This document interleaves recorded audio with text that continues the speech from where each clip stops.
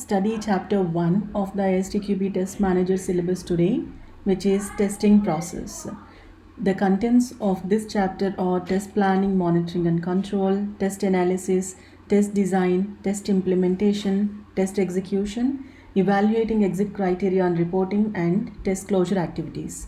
So first of all, I'll show you this page, how it looks and what are the contents available on the ISTQB site. Let's go to the ISTQB site now. And if you go to this link that I've already shared with you earlier, so you will come to this page where you can find the syllabus, sample exams, question and answers, and then the exam structures and rules. Then there are some general files. And here it has also mentioned about the overview and what are the right audience for this exam and the course contents, etc., and the business outcomes and what you will be attaining from this course and other details. So I have already downloaded this syllabus, and the main agenda, the first thing is to go through the entire syllabus, read all the chapters. It's not just going through but understanding, remembering, and trying to apply that knowledge in our day-to-day work in the software testing. In whatever position you are, you will be seeing the terms or using them in your day-to-day life. So let's see what this syllabus contains. So you can download it from here. I have already downloaded, so I will just open that, and this is the first chapter. Okay, so there are some keywords mentioned here. As you have seen in the foundation level, every chapter starts with some keywords which are really the important terms that we will be using in the chapter that we need to understand. So when the terms are coming, then we'll see and how we are using them in the day-to-day life. We'll start discussing those items, and these are all the learning objectives that we have already seen in the slide. And let's focus on the first learning objective here: test planning, monitoring and control.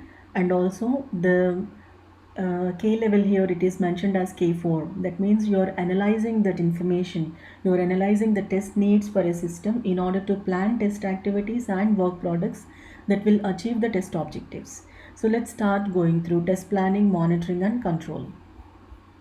So there is some introduction also given here that shows the fundamental test process includes the following activities: planning and control, analysis and design, implementation and execution, evaluating exit criteria and reporting, and test closure activities. But in the advanced level syllabus, they have separated these activities so they can better use and then better facilitate these processes within the software testing lifecycle.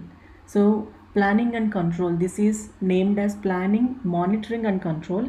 Analysis and design is analysis separated, design separated, then implementation and execution, then evaluating exit criteria and reporting, then test closure activities.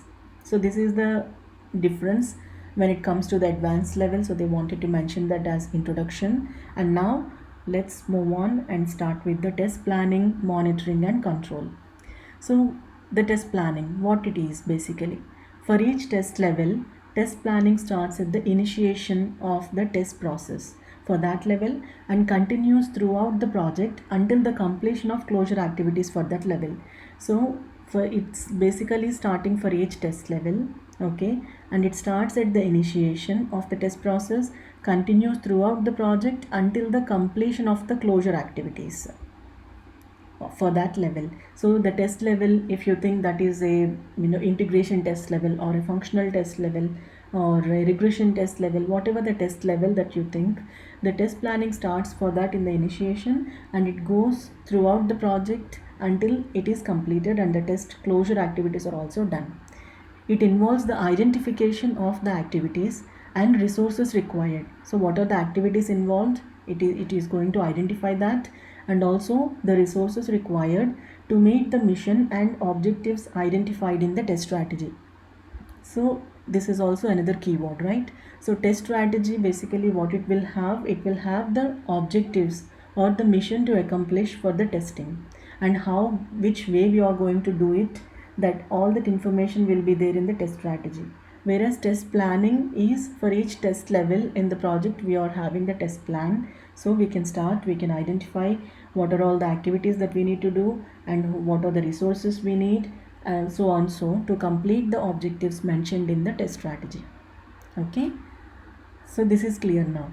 Then test planning also includes identifying the methods for gathering and tracking the metrics. Another thing is we are identifying the and gathering the metrics that will be used to guide the project. Determine adherence to plan and assess achievement of the objectives.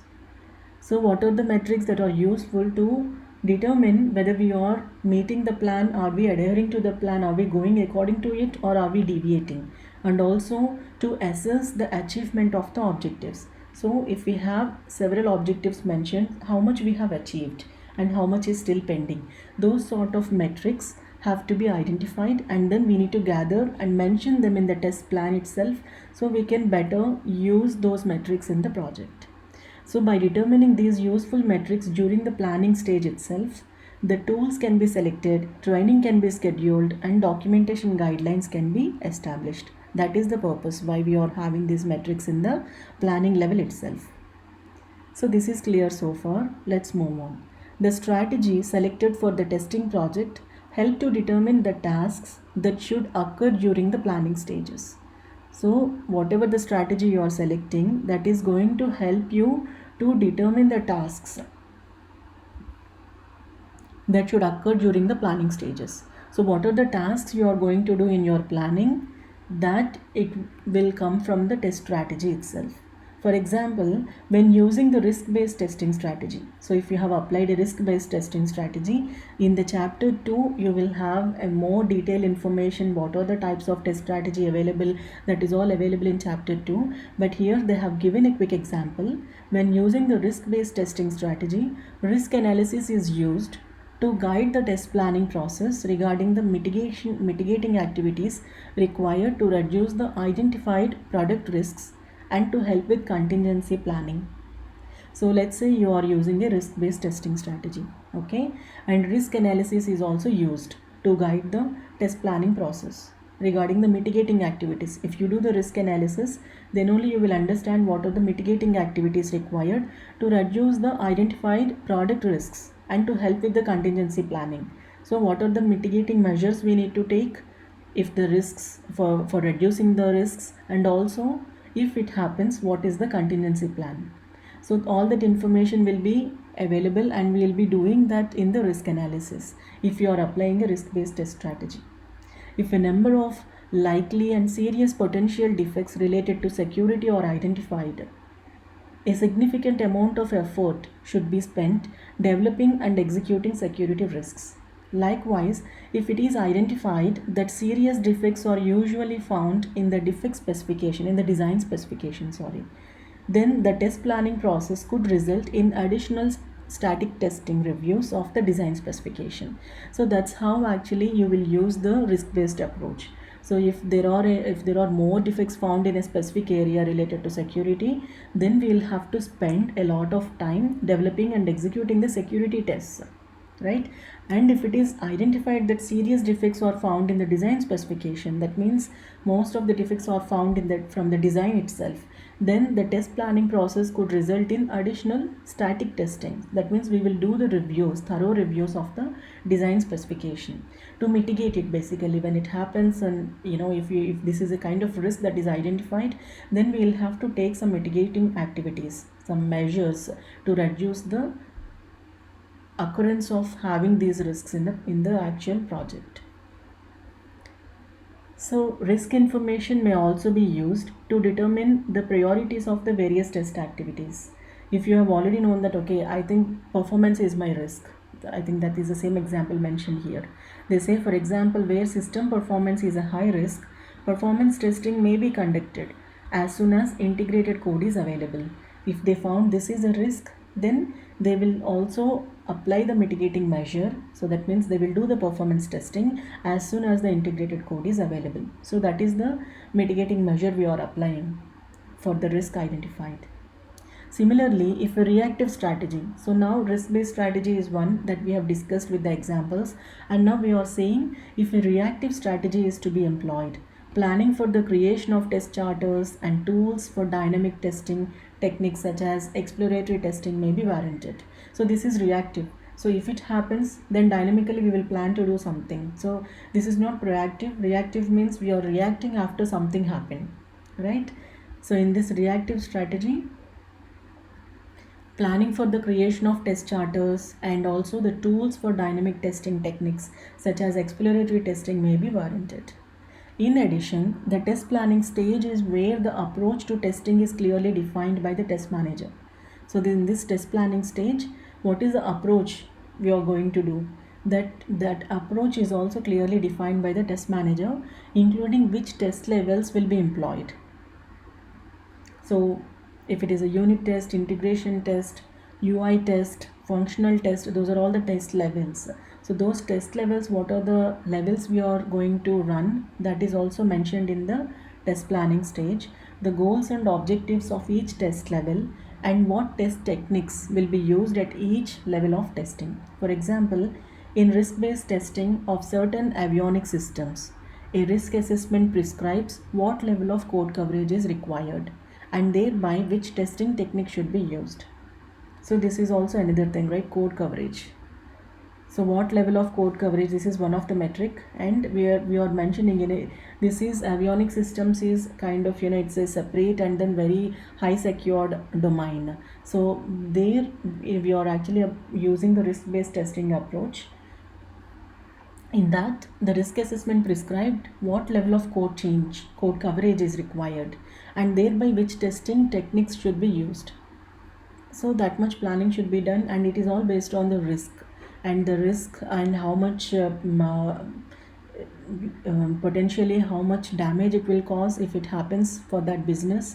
All that information, all those identifying and analyzing and understanding the priority, severity of those risks, that is all part of the risk analysis that will be done. And then based on that risk assessment, it will prescribe what are the mitigation measures that we will be using.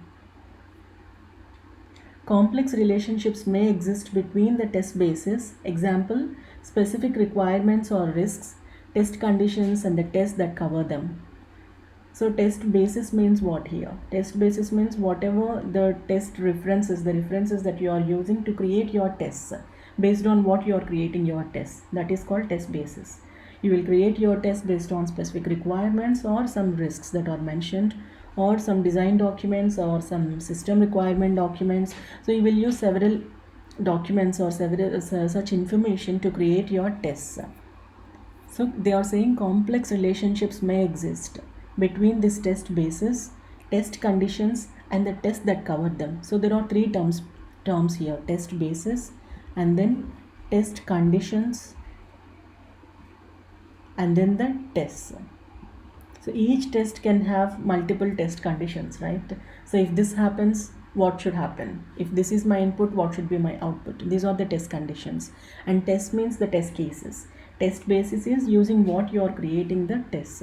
So there is a complex relationship. These three terms are all interrelated, and this is basically the input, and based on this we are coming with the tests and the test conditions.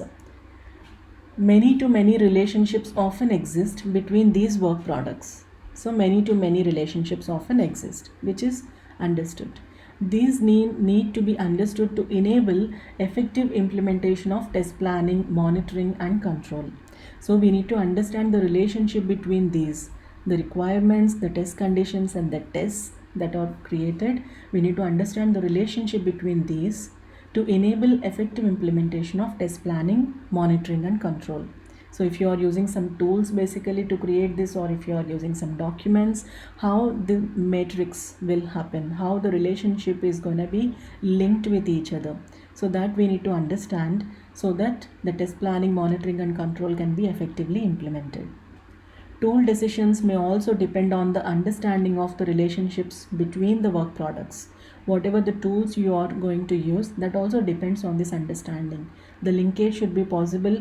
All of these items should exist on the same system wherever you are using, so the links are visible, and reporting metrics, this is all possible. So you also need to do the tool decisions based on this relationship. Relationships may also exist between work products produced by the development team, right? If there are any work products like design documents or software code, the version, the builds, these work products produced by the development team and the testing team should also be linked. There is a relationship between these two as well, right? If there is a code mentioned, and for that code if you have written some test, and if that code is written basically from the requirement, then that sort of relationship is also there, and basically you need to have a test for each and every requirement, so you are running the code to test the requirement. So that sort of relationship is also there. And for example, here they have given some examples, so let's see that. The traceability matrix may need to track the relationships between the detailed design specification elements from the system designers. Here they have come up with this term traceability matrix. This need to track the relationships between the detailed design specification elements from the system designers, the business requirements from the business analysts, and the test work products defined by the testing team. So when you have a business requirement, you have a design to implement that specific requirement, and then you have a test product. So these three are kind of linked with each other, and you need to have the traceability between these three items so we can track the relationships between the work products. If low-level test cases are to be designed and used, there may be a requirement defined in the planning stages that the detailed design documents from the development team are to be prepared before test case creation can start. So low-level test cases means the unit test cases or the service level test cases in some projects. These are to be designed and used. There may be a requirement defined in the planning stages that the detailed design documents from the development team are to be approved before test case creation can start.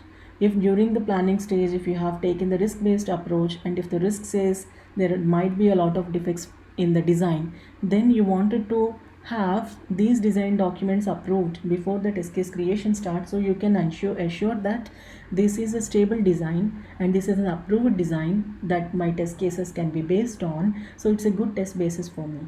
Otherwise, you may need to undergo a lot of changes and your test cases will be unstable, your designs are unstable, and you will have a lot of repetitive and redundant work in the project. To avoid that, you can come up with this sort of approach based on the risks that are identified in the planning stage. When following an agile life cycle, informal transfer of information sessions may be used to convey information between teams prior to the start of testing. So whatever we discussed above, it was like when the phases are happening one after the other in a sequential manner. But in the agile life cycle, things will happen in parallel. So how we can do this sort of communication? We can use informal transfer of information sessions may be used to convey information between teams prior to start the testing. So they know that, okay, this is informed that it is an approved design, so you can start with it. That's like, an informal communication will happen in the agile life cycle. The test plan may also list the specific features of the software that are within its scope. So it is also mentioning the features in scope based on the risk analysis if that is appropriate, as well as explicitly identifying features that are not within the scope. Also it says features not within the scope also. Okay, so the test plan will contain the features that are in scope and out of scope. Depending on the levels of formality and documentation appropriate to the project, each feature that is within scope may be associated with a corresponding test design specification. So depending on the levels of formality and documentation appropriate to the project, each feature that is within scope may be associated with a corresponding test design specification. So that is also traceability. That is important traceability.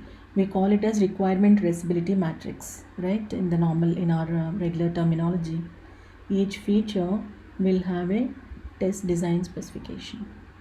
There may also be a requirement at this stage for the test manager to work with the project architects to define the initial test environment specification. So test plan will also contain test environment specification to verify availability of the resources required to ensure that the people who will configure the environment are committed to do so, and to understand cost or delivery timescales, and the work required to complete and deliver the test environment. Okay, so this is all about the test environments. During the test planning stage, the test manager should also be defining the initial test environment specifications, and also we need to have the availability of the resources to ensure that the people who will configure the environment are committed and they understand the delivery time scales and the cost time scales and the work required to complete and deliver the test environment. So they need to be aligned with the schedule basically. Finally, all external dependencies and associated service level agreements. External dependencies and associated service level agreements should be identified, and if required, initial contact. I think it's initial contract. Initial contract should be made. Examples of dependencies are resource requests to outside groups, dependencies on other projects, external vendors or development partners, the deployment team, and database administrators.